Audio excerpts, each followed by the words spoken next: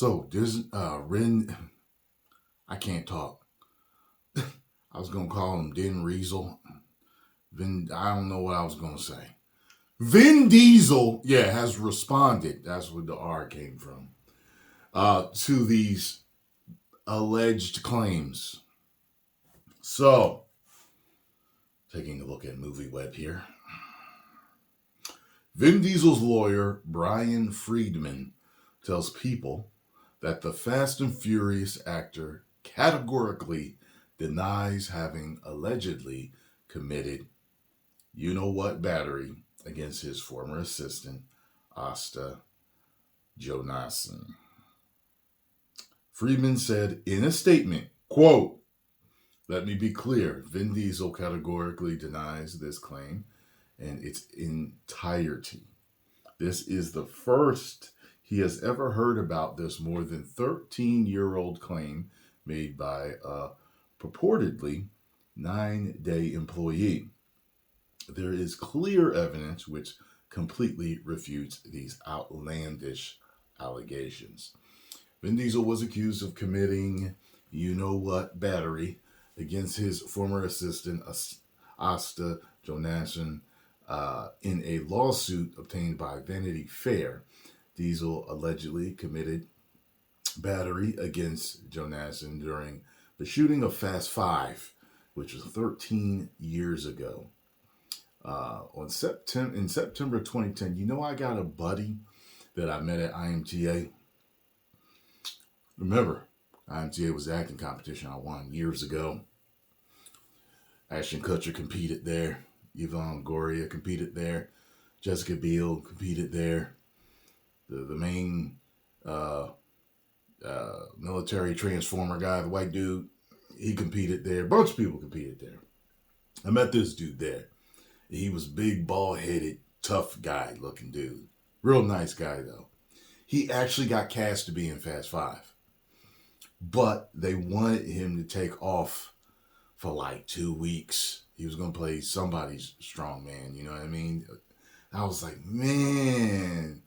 I remember I texted him. I was like, yo, why didn't you take it? Because somebody told me he got cast for it. But he didn't go. But that's all they told me. He was like, oh, man.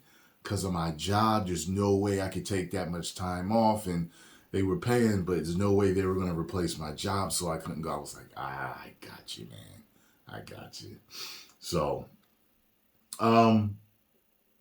yeah. So it was on Fast Five 13 years ago. Jonassen was tasked with organizing and going to parties with Diesel as a part of her job.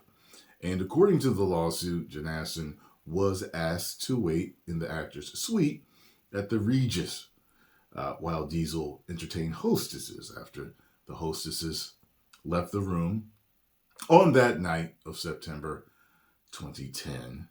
That's when Diesel allegedly acted against Jonassen. I keep wanting to say Johansson. That's why I keep saying it like that. Like I keep wanting to say Johansson. According to the lawsuit, Jonassen managed to free herself after asking Diesel to stop. Jonassen then waited by the entryway, hoping Diesel would leave, but the actor allegedly forced himself on Jonassen and started to and kiss her. The lawsuit also claims, quote, Ms. Jonassen was afraid to more forcibly refuse her supervisor, knowing that getting him out of the room was both crucial to her personal safety and job security.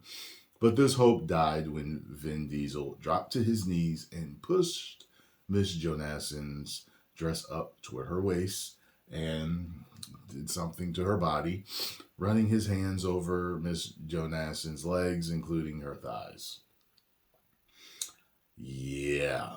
The star of the Fast and Furious franchise, Vin Diesel, allegedly did stop there, according to the lawsuit filed in Los Angeles and obtained by Vanity Fair. Diesel proceeded to try to pull down her panties, but at this, the assistant managed to escape. She screamed, ran down the hallway toward the bathroom. Unfortunately, Diesel caught up with her and forced Jonasson up against the wall, pinning her there. Jonasson continued to scream and tried to resist his unwanted advances. Diesel then allegedly forced her to touch him with one of her hands. She said she verbally refused his unwanted behavior, but to no avail. Diesel then began happying himself while the terrified assistant was helpless to stop him.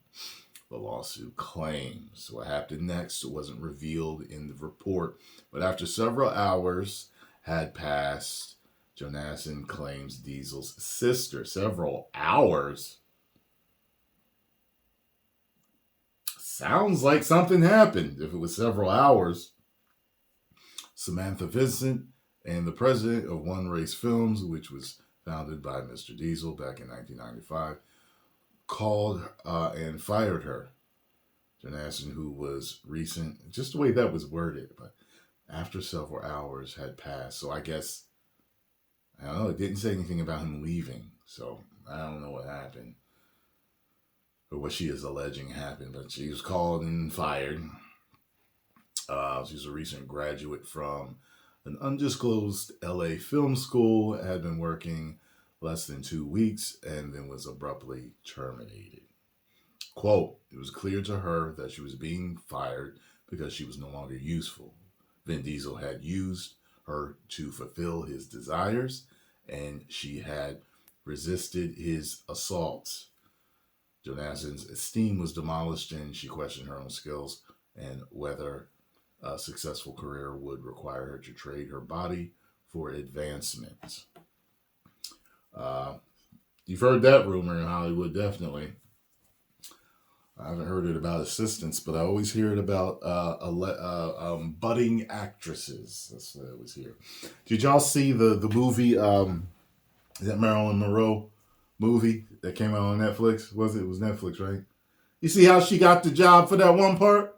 Like, soon as she walked in, immediately, that's what it was. I was like, wow.